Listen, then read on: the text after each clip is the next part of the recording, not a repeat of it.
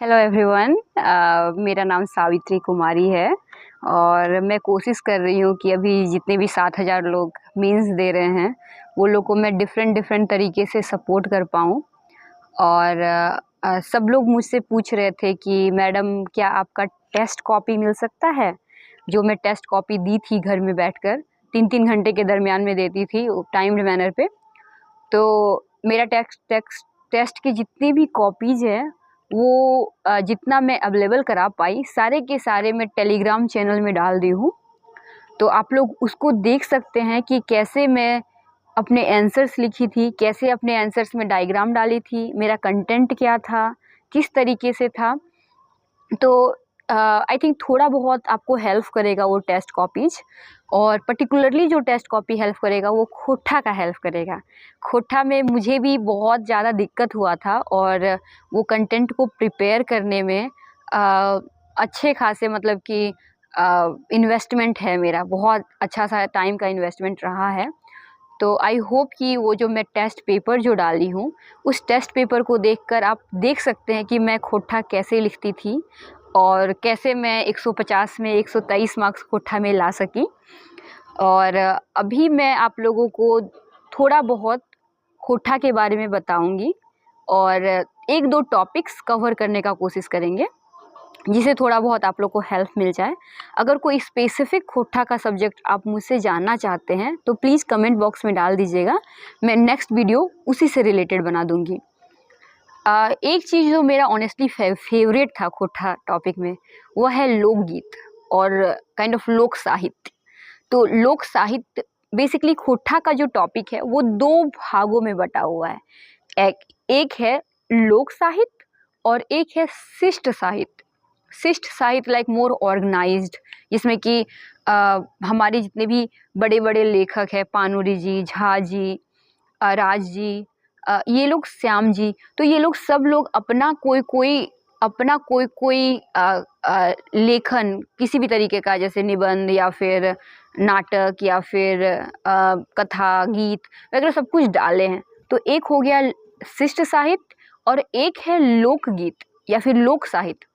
तो लोक साहित्य में क्या है कि जो प्रचलन में चलते आ रहा है, जैसे हम लोग आम जो भाषा बोलते हैं साधारण ज़िंदगी में, तो उसमें हम लोग कौन सी लोकगीत का प्रयोग करते हैं, उसमें कौन सी लोक कथाएँ रहती है, उसमें किस तरीके के कहावत होते हैं, उसमें किस तरीके की लोकोक्तियाँ होती है।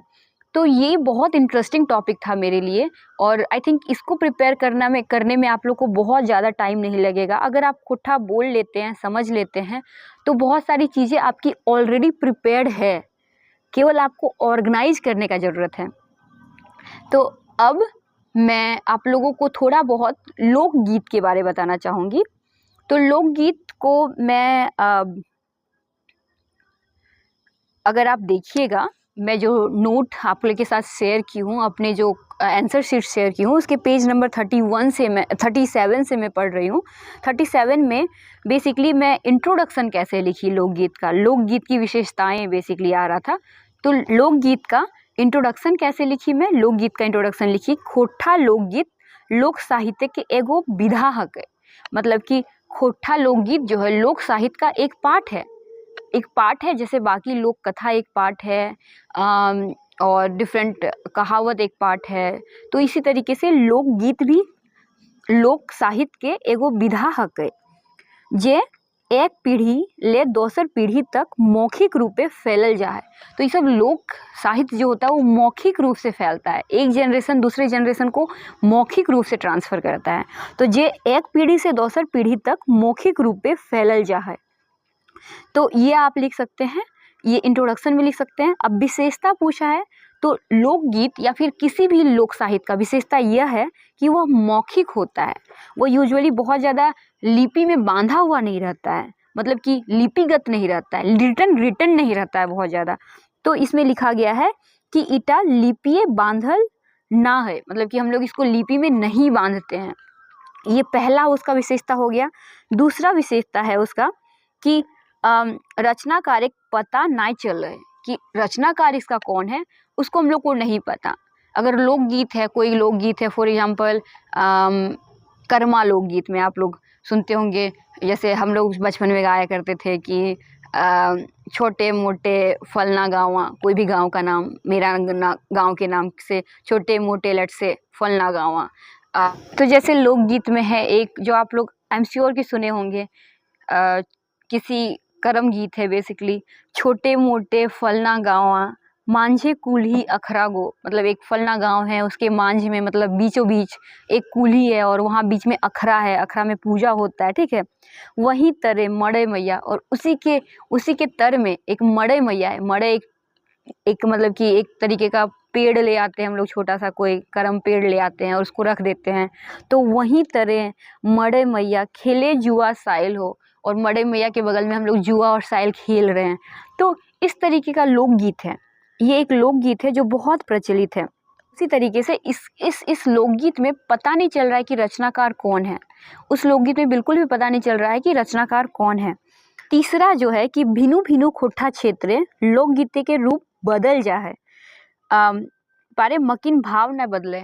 मतलब लोकगीत का रूप बदल जाता है, क्योंकि खोठा अलग अलग का क्षेत्रीय रूप बहुत है, क्षेत्रीय रूप जैसे ही चेंज होता है उसी तरीके से उसका मतलब कि रूप बदल जाता है, लेकिन भाव नहीं बदलता, भाव सेम होता है। कि भाव सेम होता है, उसी इंथुजियाज्म के साथ लोग लोकगीत को गाते हैं। उसी तरीके से फोर्थ जो है कि लोकगीत प्रकृति उपदेश दिए के नाय रह है, मकिन ओकर से आपन सामाजिक परंपरा और रीति रिवाज के बारे में पता चल रहा है। मतलब कि लोकगीत का प्रकृति ऐसा नहीं कि हम लोग उपदेश दे रहे हैं किसी को, वो बेसिकली ये बताने का कि मेरा रीति मेरा रिवाज क्या है। तो जैसे छोटे मोटे फलना गाँव मांझे कुल्ही अखरा गो, वहाँ पे मड़े मैया बीच में लगा दिए हैं, तो ये पता चल रहा है कि एक्चुअली कर्म का पूजा कैसे करते हैं, कर्मा लोग कैसे सेलिब्रेट करते हैं। फिफ्थ जो है वो अश्लीलता से दूर है, उसमें बहुत ज़्यादा लोक कथाएं में अश्लीलता नहीं होता है। सिक्स जो है कि अलंकार का प्रयोग कटी कम है, वो है मतलब अलंकार जो है, जैसे कि हिंदी में अलंकार बहुत होता है, राइट। कनक कनकते सौगुनी मादकता अधिकाय, जे खाए बौरात मन जे पाए बौरात। ये हिंदी में है कि अगर कनक और कनक जो होता है, सोना और धतूरा में क्या डिफरेंस है, कि एक खाने से बोरा जाता है, एक सोना मिल जाने से लोग बोरा जाता है। इस तरीके का प्रयोग खोठा में कम होता है, मतलब कि अलंकार का प्रयोग कम होता है। उसके बाद फिर क्या है कि छोट और खाट हो है, मतलब कि ये सब छोट और खाट मतलब बहुत छोटा, छोटे छोटे होते हैं कि 3-4 लाइन का, 5 लाइन का, 6 लाइन का, बहुत लंबा लंबा नहीं रहता है लोकगीत। तो ये आपका हो गया लोकगीत का विशेषता। अब मैं क्या लिखी हूँ, अब मैं लिखी हूँ लोकगीत का प्रकार।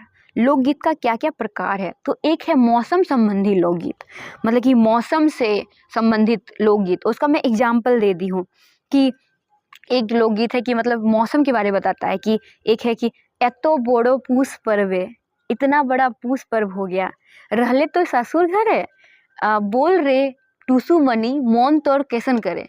मतलब कि इतना बड़ा पूस पर्व हो गया, पूस जनवरी के मास का होता है, उस जनवरी के मास में तुम ससुर घर में रह गई, बोलो टूसू मनी नाम है उस लड़की का, टूसू मनी मौन तोर कैसन करे, तुम्हारा मन कैसा कर रहा है, ठीक है। तो ये मतलब इतना ब्यूटीफुली लिखा हुआ है कि जैसे शोल माछ एक तरीके का मछली कब जाती है, हिलाक मारे, मतलब शोल माछ जैसे हिलाक मारता है नदी के अंदर, मौन हमर ऐसन करे, मेरा मन ऐसा कर रहा है कि इतना बड़ा मतलब कि पूस पर्व हो गया और टूसू मनी अभी घर में ही है, अपने मायके में ही है, सॉरी अपने मायके नहीं गई, अपने ससुराल में है। तो एक तरीके से ये चेतना को दिखा रहा है लड़कियों को। लड़की जब शादी होके जाती है, अपने ससुराल जाती है, तो उनको कैसे मन करता है कि पर्व त्यौहार या किसी मौसम में घर जाएं, अपने मम्मी पापा से मिले। तो ये एक हो गया। सेकंड संस्कार गीत है। संस्कार गीत मतलब बिहा, शादी, छठी, शीला, मतलब बिहा मतलब बेसिकली विवाह, शादी जैसे हम लोग शादी बोल रहे हैं, लेकिन एक्चुअली शादी जो हम लोग हिंदी में बोलते हैं, बिहा छठी होता है किसी का, मतलब 6 महीना पूज जाता है, कोई बच्चा जन्मता है, में इसका होता है, छठी शीला में प्रयोग होता है। तो इसमें भी हम एक एग्जाम्पल दे दिए कि बोनवे उगले धधकी फूल, एक धधकी फूल है जब वन में उगता है, मतलब वन में मतलब जंगल में उगता है, ठीक है। तो धधकी फूल जब वन में उगता है, मैं पहले बोल देती हूँ उसी तरीके, वन में उगले धधकी फूल बोनवा इंजरा हो भेले, मतलब बोन को पूरा इंजोरा कर दिए, पूरा बोन को मतलब कि इनलाइटन काइंड ऑफ बहुत ज़्यादा लाइट हो गया धधकी फूल के उगने से। और घर में एक बेटी आ गई तो घर को इंजोरा कर दिए। तो इस तरीके से आप मतलब कि जैसे किसी बेटी का जन्म होता है तो कैसे सेलिब्रेट किया जाता है कि बोनवे उगले धधकी फूल बोनवा इंजोरा भय गेले, और मतलब कि घरे मतलब आंगने बेटी के जन्म भेले और पूरा आंगन टा इंजोरा भय गेले, मतलब पूरा आंगन पूरा मतलब इंजोरा हो गया है। तो मतलब बहुत ब्यूटीफुल है, बहुत अच्छे से ये सब लिखा जाता है। अगर आप ध्यान से पढ़ेंगे ना तो फॉर मी खोटा वाज स्ट्रेस बस्टर। जब मैं बहुत स्ट्रेस में रहती थी तो लोकगीत पढ़ लेती थी, and it was like very interesting to read and very nice. So पर्व त्योहारिक गीत जो हम बोल रहे थे कि जैसे मैं यहाँ लिखी हूँ कि पर्व त्योहारिक गीत संस्कारिक गीत खोठाए गजगजा है, मतलब बहुत ज़्यादा है। मतलब आप लोगों को ने ये ठेठ भाषा का यूज करना होगा, जैसे गजगजा है, ठीक है। मोटा मोटा सभे पर्व त्योहारिक आपन आपन गीत हकै, जैसे करम गीत, बिहा गीत, छठी छिला गीत, छठ गीत, हेन तेन एगो पड़तेल हेठे देखवल गेल है। और वो पड़तेल जो भी मैं बता रही थी उसी तरीके से काम काजक गीत। तो काम काजक गीत जैसे खाटी ताटी घोरे गीत, मतलब जब खाटी घोरते हैं ताटी घोरते हैं, ठीक है। या धान काटे के रोपे गीत, जैसे कि एक एग्जाम्पल है, छोटे मोटे टोपरा धान जोते छोटे मोटे टोपरा हार जोते छोकरा, भिंजी जाहे हमर साड़ी आर धोतिया, भिंजी देही साड़ी सोहर धोतिया, किनी लेवे हमी नौतुन धोतिया। मतलब कि बेसिकली जब धान छोटे मोटे टोपरा है उसमें धान रोप रहे हैं और उसका साड़ी और धोती भींग जा रहा है, तो बोल रहा है कोई बात नहीं, भींगने दो, हम नया साड़ी और नया धोती कीन लेंगे, मतलब कि खरीद लेंगे। तो ये रकम खोठाई गीत गजगजा है, मनोरंजन प्रदान करो है और शिष्ट साहित्यों के प्रभावित कर रहे हैं। तो ये एक एग्जाम्पल हो गया। उसी तरीके से दूसरा एग्जाम्पल मैं आपको बताना चाहूँगी कि जैसे मैं बोल रही थी कि काम काज करने के टाइम लोकगीत का प्रयोग होता है, तो उसमें है कि एक और गीत है कि कहाँ से उपजल सीताशैल धनवा, एक धान का प्रकार है सीताशैल। तो बोलते हैं कि कहाँ से उपजल सीताशैल धनवा, कहाँ से उपजल लार बासा हो। तो मतलब कि ये गाना गा रहे हैं वो लोग कि कहाँ से सीताशैल धान उपज रहा है, कहाँ से लार बासा उपज रहा है। लार बासा इज लाइक बांस का एक प्रकार है। तो फिर वो इसका आंसर आता है इस तरीके से कि बहियारे उपजल सीताशैल धनवा, पहाड़े उपजल लार बासा हो। तो मतलब कि इट्स वेरी इंटरेस्टिंग, लाइक बहुत इंटरेस्टिंग तरीके से ये सब मतलब कि काम काज करते हुए वो लोग लोकगीत बनाए। तो आप मतलब कि मैं आपको एक काइंड ऑफ बहुत सारे लोकगीत का एक काइंड ऑफ डिक्शनरी दे रही हूँ। आप इसमें से 4-5 लोकगीत अपने अनुसार याद कर लीजिए और लोकगीत आएगा तो लिख दीजिएगा। एंड देन तो हम इसमें क्या लिखे हैं, ई लोकगीत ता धान रोपेक बा बुनेक समय गावो हथिन। ऐसा लोकगीत मौखिक रह है और एक पीढ़ी से दोसर पीढ़ी मुखे बढ़वल जा है। ई रकम एक लोकगीत मानुष्य के नौतन काज करे के ऊर्जा प्रदान करे। मतलब कि इस टाइप से गीत से उन लोग बोर नहीं होते हैं काम करते हुए। नौतन मतलब नया तरीका का ऊर्जा प्रदान करता है। इटा छोवा बुतरू के ज्ञान बाढ़ है, जैसे कि छोवा गुला जाना हत कि कहाँ धान उग है और कहाँ बांस उग है, से कारण लोकगीत की बड़ी महत्व है। तो ये एक एग्जाम्पल हो गया। उस तरीके से एक और एग्जाम्पल आप लोग को देना चाहेंगे। जैसे मैं आपको बता रही थी कि प्रकृति से मौसम मतलब प्रकृति या मौसम से रिलेटेड बहुत सारा गीत है। और जैसे एक एग्जाम्पल है यहाँ पे, कांसी फूटल आशा लागल रे सजनी, अब अतै भैया लेनिहार गे सजनी। मतलब जैसे कांसी फूट गया, कांसी एक तरीके का पौधा है, कांसी का एक पौधा होता है, झाड़ू बनता है उससे। तो कांसी जैसे ही फूट गया तो उससे आशा लग जाता है सजनी को, मतलब कि वो जो जो गई है वहाँ पे अपना ससुराल गई है, उसको एक आशा लगा है कि अब तो लेने के लिए आएगा मेरा भैया, ठीक है, अब मेरे को मेरा भैया लेने के लिए आएगा और मैं फिर से अपने मम्मी पापा के यहाँ मायके जा सकती हूँ। तो इसी तरीके से काशी फूटल आशा लागल गे सजनी, अब अतै भैया लेनिहार गे सजनी। और एक और है कि उसके बाद फिर क्या होता है कि काशी फूट जाता है, उसके बाद काशी पक भी जाता है। तो फिर क्या है कि काशी पाकल आशा टूटल गे सजनी, नाही अतै भैया लेनिहार गे सजनी। मतलब कि काशी अब पक गया, काशी ख़त्म हो गया अब, लेकिन मेरे भैया नहीं आए मेरे को ले जाने के लिए। तो आशा टूट गया उस सजनी का कि नहीं आए मेरे को, फिर से मम्मी पापा से कैसे मिले। तो बहुत ब्यूटीफुली दिखाया गया है ये सारे लोकगीत। एक और प्रकृति मनोरंजन का साधन है, इसको दिखाने के लिए एक लोकगीत है, वो है कि बेरिया जे डूबी गेल झींगा फूल फूटी गेल। तो झींगा एक सब्जी होता है, वो झींगा फूल क्या कहते हैं, जैसे ही बेरा डूबता है, जैसे ही अंधेरा होता है, तभी झींगा फूल फूलता है। तो यही है कि बेरिया जे डूबी गेल झींगा फूटी गेल, गाथू पिया झींगा फूल खोपे हम लगायब वो। मतलब कि अपने हस्बैंड को बोल रही है कि आप वो झींगा फूल लेकर आइए, मैं खोपा में लगाऊंगी, अपने बालों में लगाऊंगी। तो इस तरीके के हम बोल सकते हैं कि जो खोटा गीत है वो प्रकृति से जुड़ा हुआ है। एक आध और एग्जाम्पल आपको दे देते हैं कि एक छौवा के सिखावे गीत, मतलब छौवा को हम लोग सिखाते हैं, जैसे हम लोग बोलते हैं ना, A for apple, B for boy, C for cat, whatever ऐसे बोलते हैं ना। तो उसी तरीके से है कि बच्चा लोग को बताते हैं, जैसे आप सुनिएगा, कौन पत्ता लंबा लंबा कौन पत्ता चीरा गे, कौन पत्ता तीन कोना फोरे गोले गोल रे।